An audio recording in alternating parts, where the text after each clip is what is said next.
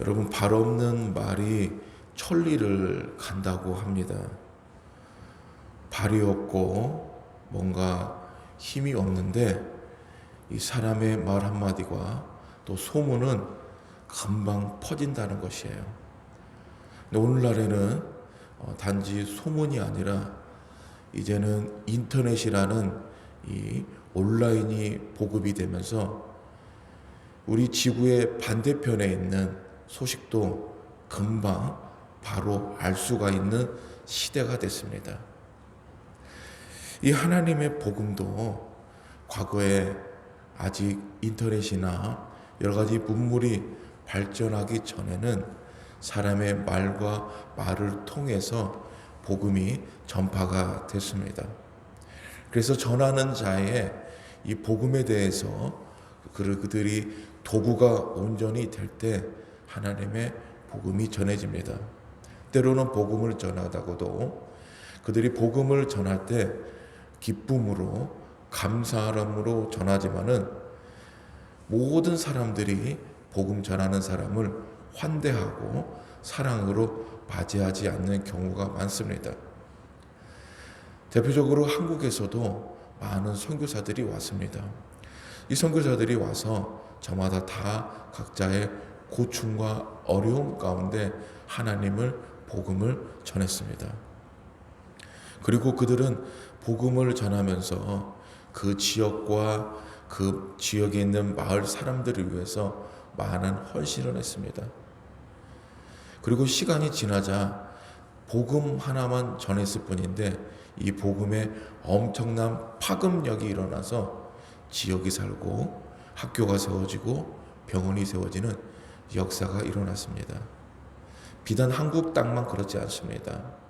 복음이 전해졌던 아프리카나 복음이 전해졌던 남미나 이 모든 지역에 그들의 곳에 복음뿐만 아니라 복음 플러스 알파인 그 지역을 윤택하게 하는 하나님의 은혜가 임했다는 것입니다. 오늘 말씀에서는 베드로가 하나님의 복음을 전하기 위해서 두루 다녔다라고 나옵니다.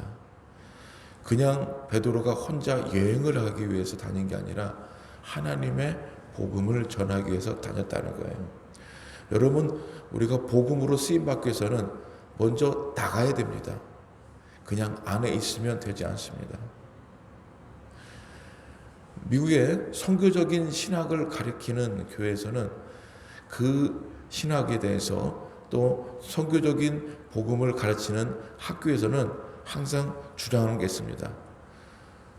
복음을 네가 받았으면 이 복음을 가만히 가두지 말고 나가라는 거예요. 세상으로 나가라.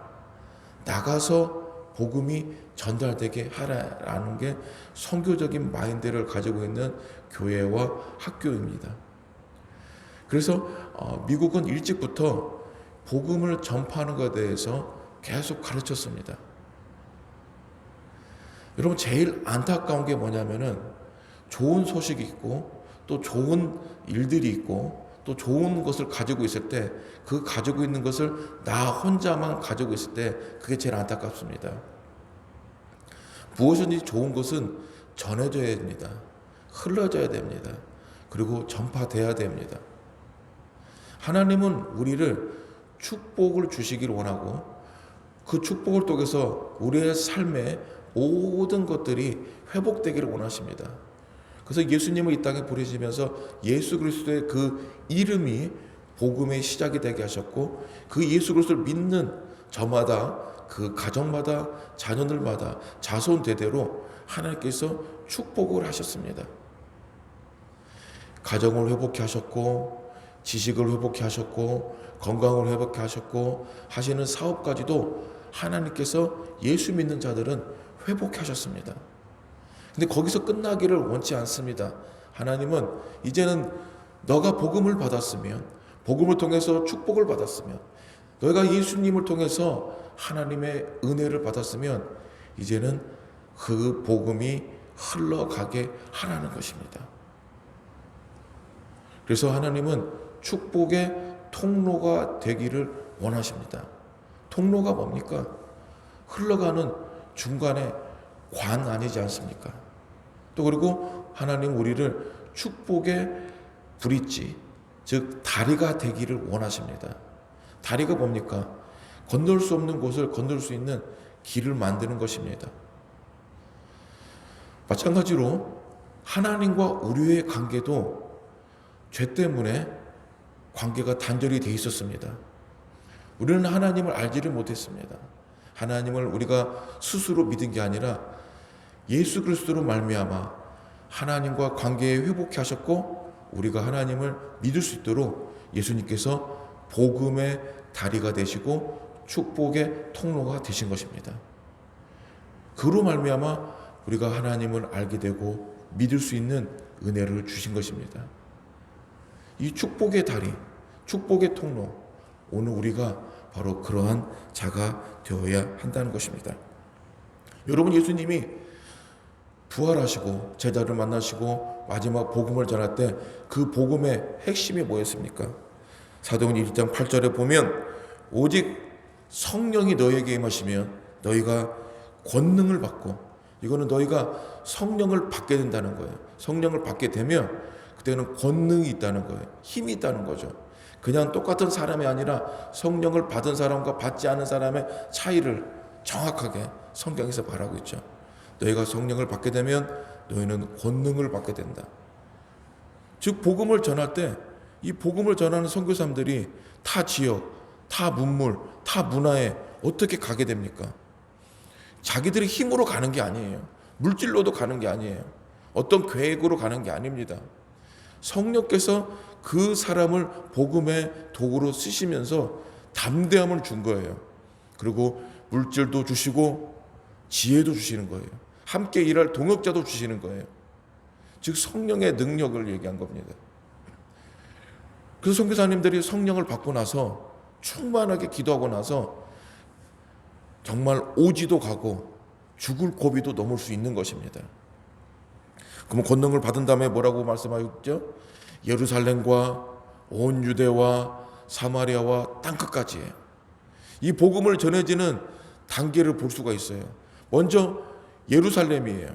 바로 자기가 처한 그 곳부터, 너희 제자들이 있는 이 예루살렘부터 복음이 접해지고, 그 다음에 온 유대예요.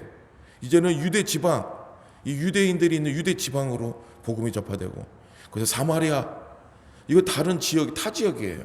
사마리아와 그 다음에 마지막이 뭐죠? 땅 끝까지요. 땅 끝까지. 땅 끝까지 복음을 전파하는 뭐가 되라? 나의 증인이 되라.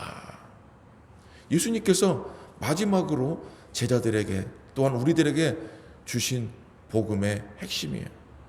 이 복음을 너희들만, 제자들 너희들만 갖고 있지 말고 예루살렘과 유대와 사마리아와 땅 끝까지 전하는 증인이 되라라는 거예요. 이 사도행전 말씀의 핵심이 여기에 있습니다.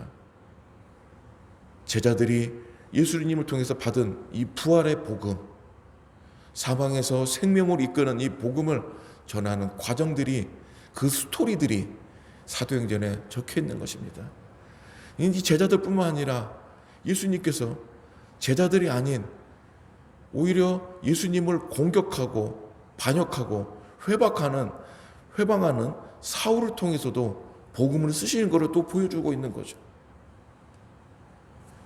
그래서 이 복음의 능력에 대해서 사도행전은 전하고 있습니다. 오늘 저와 여러분들이 예수님을 알고 있고 믿고 있습니다. 그러면 그 다음에 무엇이 일어나나요? 우리 각자를 통해서 이제는 복음의 도구가 되어야 하는 것입니다. 여러분들 좋은 것이 있으면 자랑을 하죠. 좋은 옷을 입었으면, 좋은 신발을 신었으면, 좋은 시계를 찼으면, 또 뭔가 좋은 일이 있으면 자랑을 합니다. 옛날에는 시골이나 어느 마을에 가면은 자랑할 일 있으면 형수막도 붙여놓고 동네 잔치도 하고 그러잖아요. 좋은 소식 있으면 자랑을 해요. 왜 자랑을 합니까? 좋은 일이 있으니까 같이 기뻐하자는 거예요. 마찬가지로 슬픈 일도 있으면 슬픈 일도 함께 나눕니다.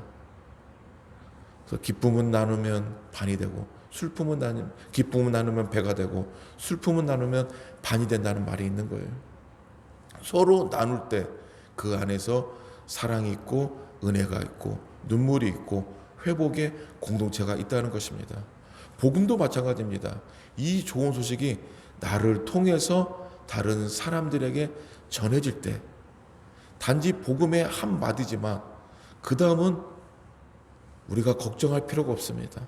하나님이 전해진 그 복음을 이제는 성령께서 일하시게 되어 있습니다.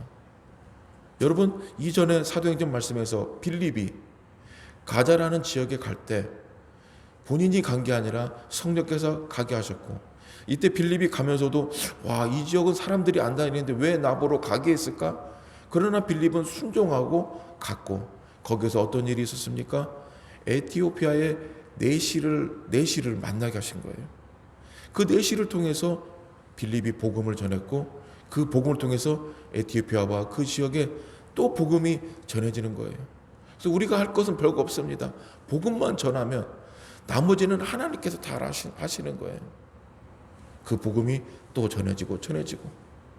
여러분, 예수님의 이 복음이 지금 전 세계에 퍼지게 된 게 우리 관계가 없습니다. 우리는 그냥 전한 것뿐이에요.